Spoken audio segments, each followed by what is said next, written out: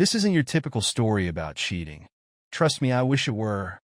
Maybe then I could package it up neatly, put a bow on it, and pretend like it was some ordinary betrayal. But no, what happened to me is more twisted. My wife cheated, and oddly enough, that affair saved my life. Yeah, I know how it sounds like something out of a shitty movie with bad dialogue. But this is my life, and as much as I hate saying it, it's the truth.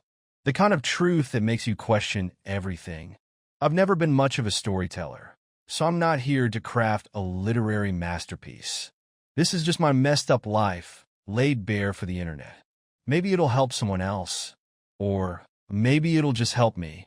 Either way, let's start at the beginning, back when I thought everything in my world was perfectly fine, or at least manageable. I've always been an average guy. Nothing special, really. I work a regular job.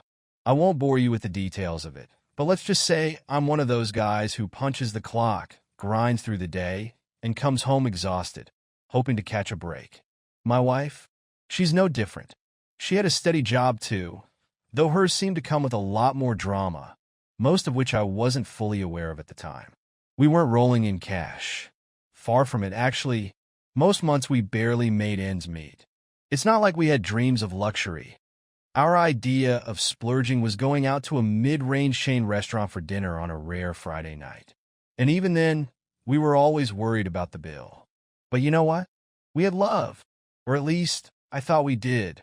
Funny how you could be living with someone for years and not have a clue what's really going on inside their head.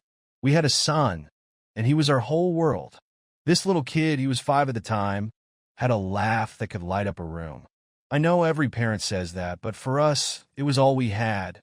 You see, he was sick, really sick, and I'm not going to dive into what exactly was wrong with him because, to be honest, it's too hard to relive those memories in detail. Let's just say it wasn't one of those things where you stay in the hospital for a week and then go home, good as new. No, this was the kind of sickness that hangs over your life like a dark cloud, where you either come out the other side or, well, you don't come out at all. His illness was draining us, physically, mentally, and financially. We were stuck in this cycle of hospital visits, specialists, treatments, and endless waiting. Every time the phone rang, I felt a cold sweat creep down my back because I was terrified it was the hospital with bad news. I was walking through life in a fog, just trying to keep it together for my son, for my wife, for us. And then there was her boss. I didn't know it at the time, but this guy had been sniffing around her for years. Apparently, he made a pass at her more than once, and she shot him down every time. Or so she says. She never told me about it back then. Maybe she didn't want to add to my stress. Or maybe, deep down, she knew I'd lose my shit if I found out another man was trying to get into her pants. Either way, I was in the dark. And now that I know everything, it pisses me off more than anything else that she hid it from me. She didn't quit her job, though. She said it was because she couldn't find anything better, that we needed the money, especially with our son's medical bills piling up.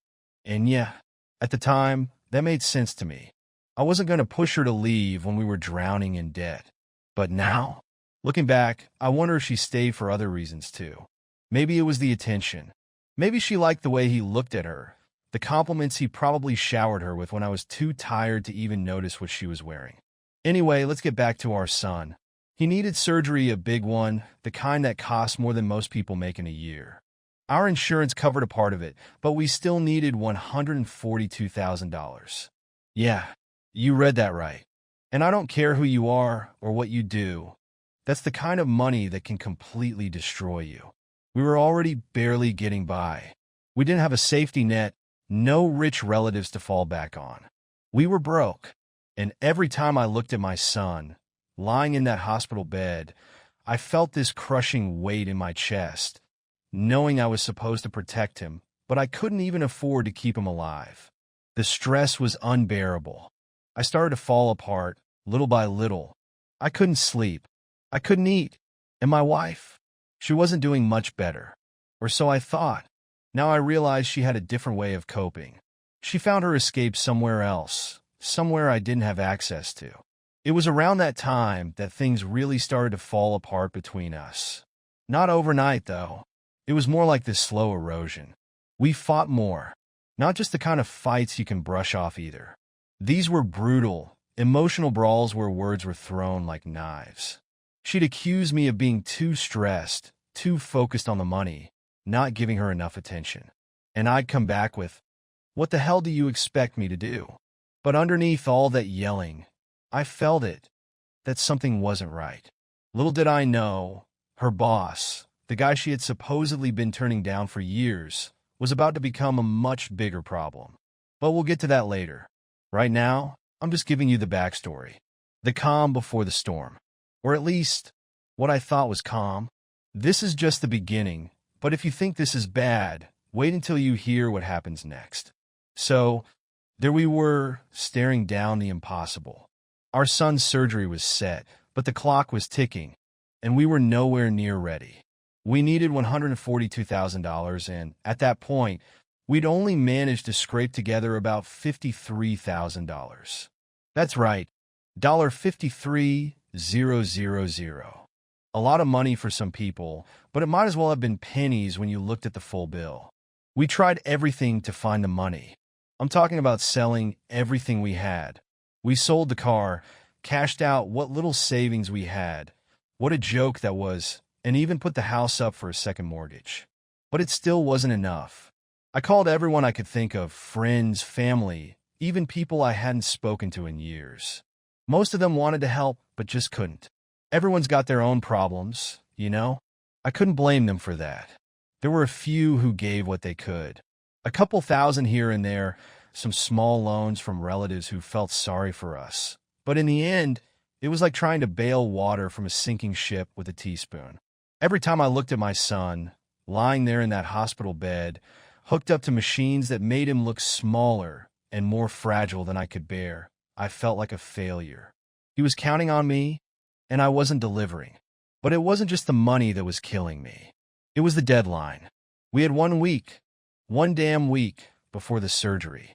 And the hospital made it very clear. No money, no surgery. That was the cold, hard reality. I never felt so powerless in my entire life. The idea of not having that money by the deadline. It wasn't just about numbers. It was life or death. Without the surgery, our son wouldn't have made it. That's not an exaggeration. He was fading fast, and we knew it. I lost count of the number of sleepless nights I had, lying there next to my wife, staring at the ceiling, feeling like I was drowning. And then, to make things worse, I started noticing a shift in her. She became more distant. At first, I chalked it up to stress.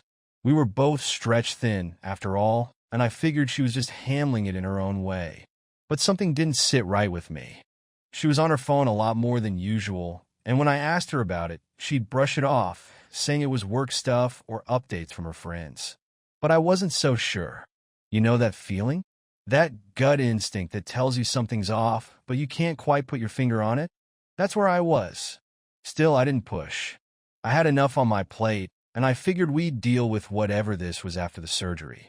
I had to focus on one thing at a time. The hospital was breathing down our necks, reminding us that we were running out of time. Every day, I got calls from the billing department, subtly reminding me that if we didn't have the full amount in the account by the time of the surgery, it wasn't happening. No exceptions. It felt like they were more interested in the money than in saving a kid's life. But I guess that's the way the world works, right? No one gives a damn unless you've got the cash to back it up. One night, about 5 days before the surgery, I broke. I sat down at the kitchen table, staring at a pile of unpaid bills, hospital notices, and letters from creditors, and I felt like I couldn't breathe. My wife was in the living room, staring at her phone, barely acknowledging me. I remember thinking, how did we get here? How did everything fall apart so fast? I looked at her, and I couldn't help but ask, what are we going to do if we can't get the money? She didn't even look up. We'll figure something out. I snapped. I couldn't hold it in anymore. Figure something out? How the hell are we supposed to figure this out? We're out of time, out of options. You're acting like this is just another problem we can sweep under the rug. Finally, she put her phone down and met my eyes. I'm doing everything I can. Okay? Don't act like I'm not trying. Trying? We're days away from losing our son because we can't pay for his surgery. What exactly are you doing? Because all I see is you glued to your phone while I'm over here trying to find a way to save him. Her face hardened. I said I'm trying. You're not the only one under stress, you know? Maybe if you weren't constantly on edge, we'd have a chance to think this through. Think this through? There was no time to think. There was barely time to breathe. And still, there was that nagging feeling, that sense that she wasn't telling me everything. But I pushed it down, telling myself we needed to stay united, at least for our son. I didn't want to believe that she was hiding something from me, especially not when our family was on the line. The days kept slipping away, and no matter what I did, I couldn't see a way out. We were still over $80,000 short, and the surgery was less than a week away. The clock was ticking, and with every hour that passed, I felt like I was one step closer to losing everything. But as desperate as I was, I had no idea that the answer to our problems, if you could even call it that, was already waiting in the wings. One day, that's all we had left before the surgery. I can still feel the weight of that day pressing down on me like it was just yesterday. We were nowhere near the amount we needed, still short by what felt like an impossible sum. The tension was so thick you could cut it with a knife. I sat there in our son's hospital room, trying to keep up the facade that everything was okay. He was sleeping peacefully, oblivious to the storm brewing around him.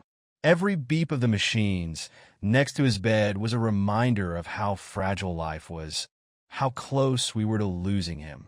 I tried to keep my emotions in check for his sake.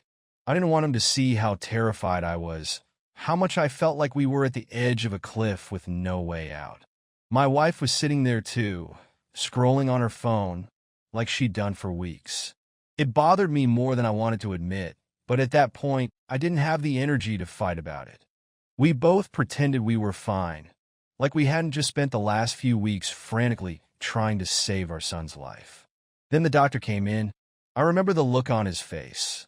It was calm, a little too calm for someone about to deliver news that would change everything. He held a clipboard in his hand, the same one he always had, like this was just another day in his routine. "Good news," he said, with that professional smile doctors always seem to wear. "We're starting to prepare your son for surgery. We got the full amount in the account, so everything is set to go." I blinked. At first, I thought I'd misheard him. "What?" I asked, the word coming out before I could stop it. "The full amount has been covered," he repeated like it was nothing. "We'll move forward with the procedure tomorrow as scheduled." For a moment, I just sat there stunned. My mind couldn't process what he was saying. We didn't have the money. How could we? We were still over $80,000 short. I looked over at my wife, expecting her to be just as confused as I was, but she didn't seem surprised. There was something in her expression, something subtle. But before I could ask her about it, the doctor was already walking out, heading off to whatever other patients were waiting for him. I had so many questions. How? Who? Where did the money come from? It was a miracle, but the kind that didn't come without strings attached. My gut twisted, knowing there was more to this story than I understood. But at the time, I pushed it all down. There wasn't room for anything but relief. We had what we needed. The surgery was happening. Our son was going to live. That was all that mattered in that moment. I told myself we'd figure out the rest later. The surgery went ahead the next day. It was a long, excruciating wait. Hours passed as we sat in that cold, sterile waiting room, barely saying a word to each other. Every time a nurse came out to update us, my heart stopped, afraid it was bad news. But eventually, they came out with the news we'd been desperate to hear. The surgery had been a success. Our son made it. I remember sinking into that plastic chair, feeling like the weight of the world had been lifted off my shoulders, at least for a little while. He had a long road ahead, months of rehabilitation, more treatments, more bills, but he was alive. That was the only thing that mattered. For the first few days after the surgery, I was completely focused on my son's recovery. I barely had time to think about anything else. The whole mystery money situation, it drifted to the back of my mind. I should have been more curious, but I wasn't. I told myself we'd deal with that later. We were just grateful that he was going to be okay. But soon enough, life started creeping back in. The doctors began talking about rehabilitation, physical therapy, follow-up procedures. The bills didn't stop coming, and we were still broke. Every time I thought about the money we owed, the weight of it started pressing down on me again. And that's when I noticed something else. My wife started disappearing more often.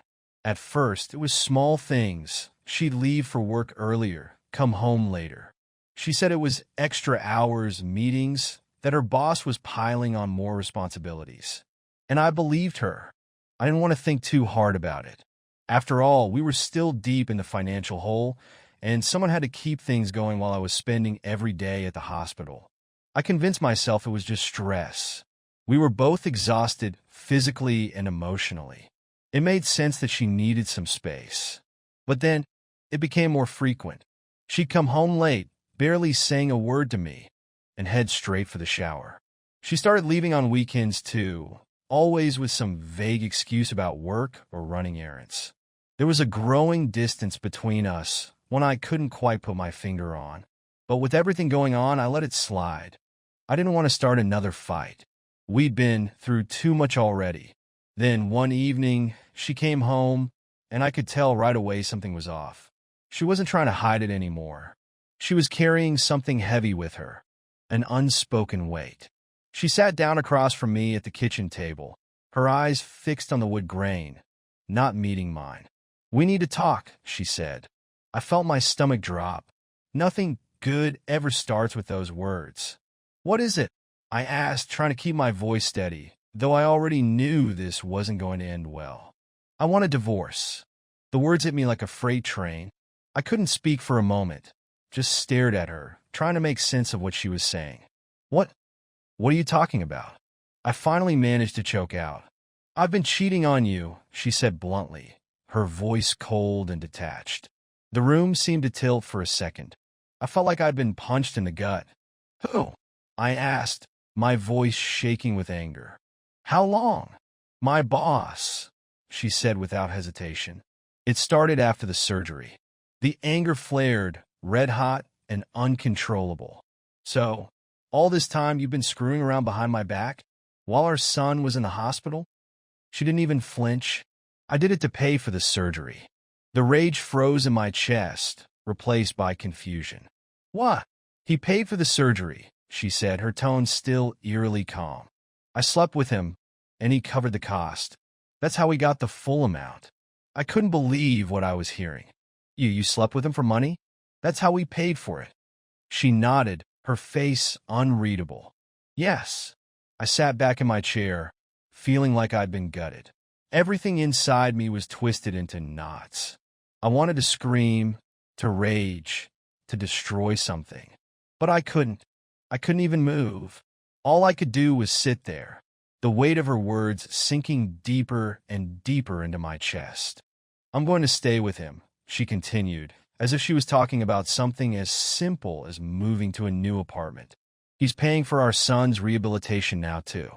He can give him the future he needs. We can't do that together. I'm leaving." I felt like the floor had dropped out from under me. My whole world was collapsing, and there was nothing I could do to stop it. She wasn't just leaving me. She was taking our son's future with her. And the worst part? I couldn't even argue. She was right. We couldn't afford it. Not without him. I sat there, completely numb, as she stood up and walked away.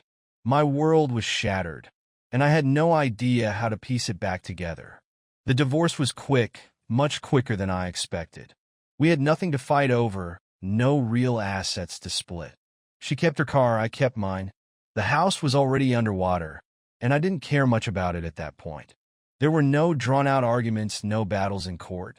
We both wanted one thing above all else: our son's well-being. And in that sense, I guess we were on the same page. Part of me understood why she did what she did. I mean, I couldn't condone it, I couldn't forgive it, but I got it. The money for the surgery, the rehab, the future we couldn't afford. She made a deal with the devil to give our son the life he deserved. I would have done anything for him too, but that was a line I couldn't have crossed.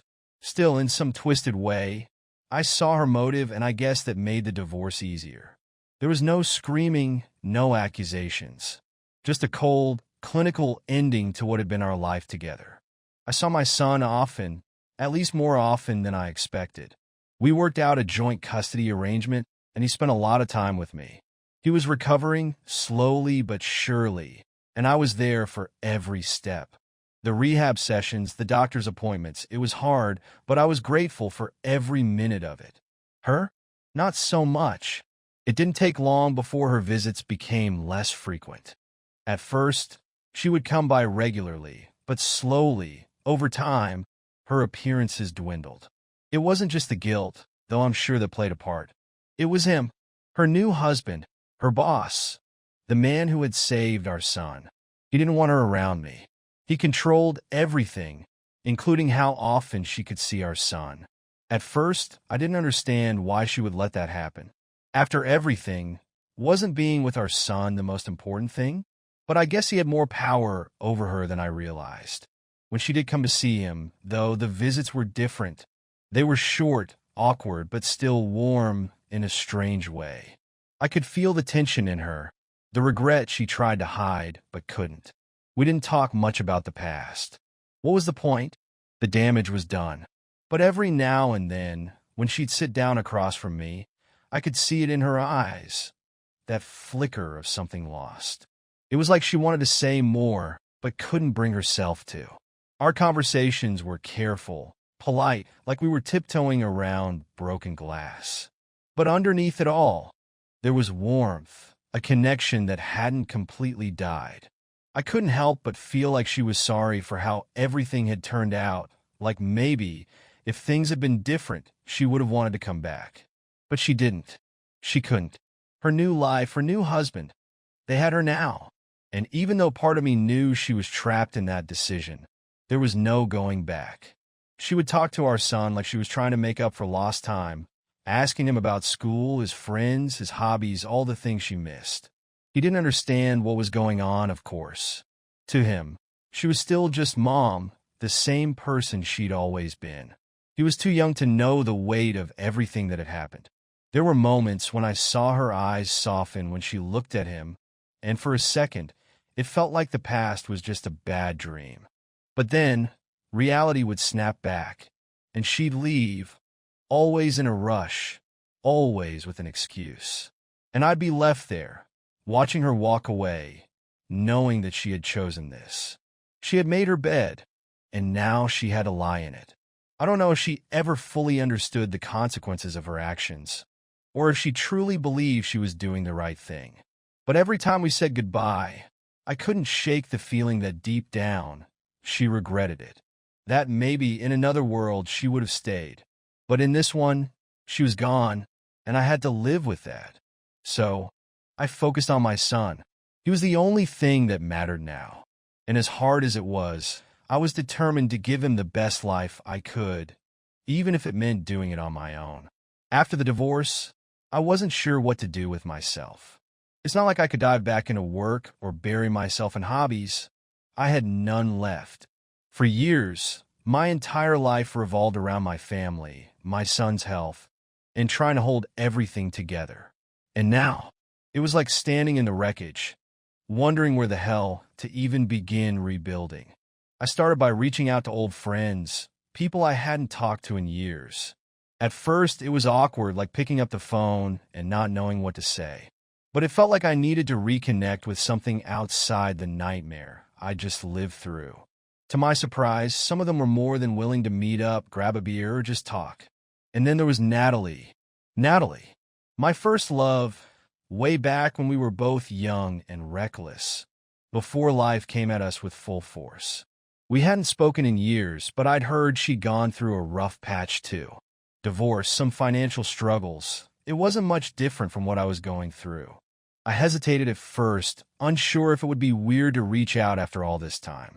But one night, when the loneliness got too much, I shot her a message. It was simple, something along the lines of, "Hey, long time. Want to grab coffee sometime? She responded quicker than I expected. We met at a small cafe in town. I walked in, half expecting it to feel awkward, like we were two strangers meeting for the first time again. But the moment I saw her sitting there, smiling up at me like no time had passed at all, it was like a wave of familiarity washed over me. She looked different, older, of course, and life had left its marks on her. But she still had that warmth, that easy smile I'd fallen for all those years ago. We talked for hours. What started as catching up turned into something deeper, as I opened up about everything that had happened. My son's illness, the divorce, the betrayal. I hadn't planned on spilling everything, but once I started, it all came out.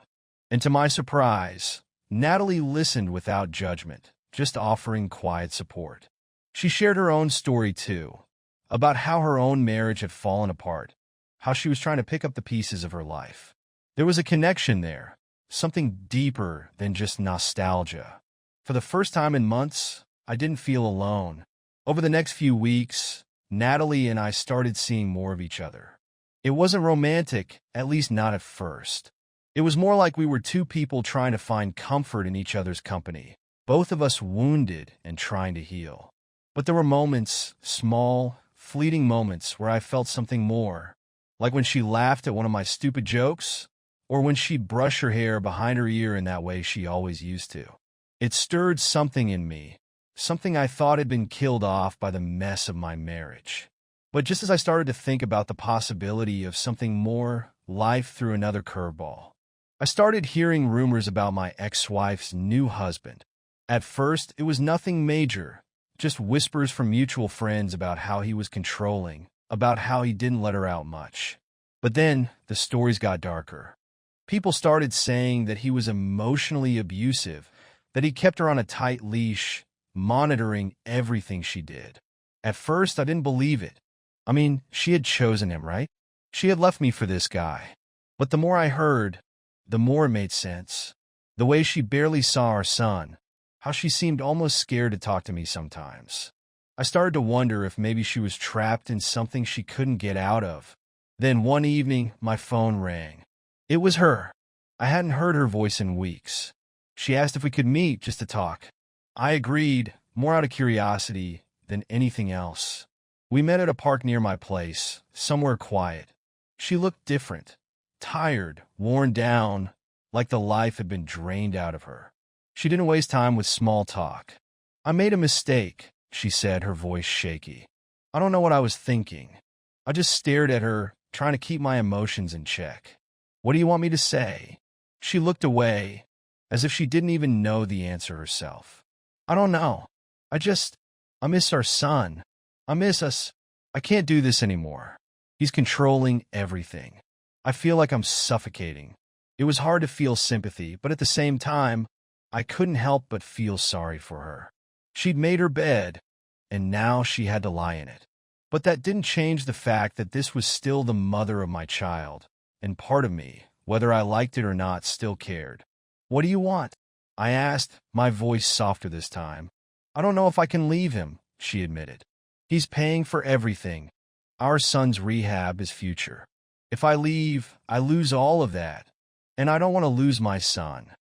The old me, the man I was before all this, would have jumped at the chance to fix things, to take her back, to put our family back together for our son's sake. But I wasn't that man anymore. Too much had happened. I wasn't sure I could ever forgive her, even if I understood why she did what she did. "I can't be your backup plan," I said, more to myself than to her. "You left. You made your choice." She nodded, tears welling up in her eyes. "I know. I'm sorry. I don't know what to do." I didn't have an answer for her. I didn't know what the right thing was anymore. All I knew was that I had to focus on my son, on rebuilding my life, and maybe, just maybe, on what was growing between Natalie and me. But as I watched her walk away that evening, I couldn't shake the feeling that this wasn't over. Not yet. After that conversation with my ex, I spent a lot of time thinking. I thought about what she said, about how trapped she felt, how she missed our son and supposedly missed us. But no matter how much I tried to wrap my head around it, I kept coming back to the same place. I didn't trust her. Not 100%. Not even close. She had made her choice when she left me for her boss. And as much as I understood her reasons, that choice shattered everything we had. There were moments when I wanted to believe she was truly sorry, that maybe she really did want to come back and try again, but I knew better. Once trust is broken like that, there's no going back. Not for me, at least. Too much had happened. The damage was too deep. And there was another reason I couldn't go back. Natalie. Things with Natalie had been growing slowly, naturally. It wasn't like some whirlwind romance, more like a quiet reawakening of something we both thought we'd lost years ago. She had been there for me when no one else was. She listened, understood, and didn't push. There was no drama with her, no hidden motives, just honesty. And after everything I'd been through, that was exactly what I needed. I realized that with Natalie, I didn't have to question her intentions or worry about some hidden agenda. She was as raw and broken as I was, and maybe that's why it worked. We were two people trying to heal, trying to move forward. I didn't feel like I had to be someone else with her, or like I was being judged for the choices I made. It was real. So when it came down to it, the decision was clear. I couldn't go back to my ex-wife, not even for the sake of our son. It wouldn't be fair to him, or to me, to live in a house full of doubt and unresolved hurt. I wasn't going to be some backup option for her, someone she could come back to after things didn't work out with her new husband. She had made her bed, and I had to let her lie in it. I chose Natalie. It wasn't an easy decision, but it was the right one. And as the days passed, I felt the weight of the past start to lift little by little. I spent more time with my son, watching him recover, and though it wasn't always easy, I felt like I was finally moving in the right direction. Natalie and I became closer, not in some fairy tale romance kind of way, but in a quiet, steady way that felt real. We were building something one piece at a time. My ex-wife? I haven't seen much of her since that conversation in the park. She still sees our son occasionally, but her visits are rare, and I've heard through the grapevine that things with her new husband are as bad as they ever were. Part of me feels sorry for her, but the bigger part of me knows that it's not my responsibility to fix her life anymore. I've made peace with it, with all of it. The betrayal, the pain, the loss of what I thought my life was supposed to be. It's funny how things work out, though. In the end, my wife's affair really did save my life, just not in the way I expected. It pushed me to face the truth, to break free from the lies I had been living in, and to start over. And now, I'm not saying everything's perfect, but I'm okay with that. I'm okay with where I am. Natalie and I are taking things slow, and for the first time in a long time, I feel like I can breathe again. Life moves on, and so have I.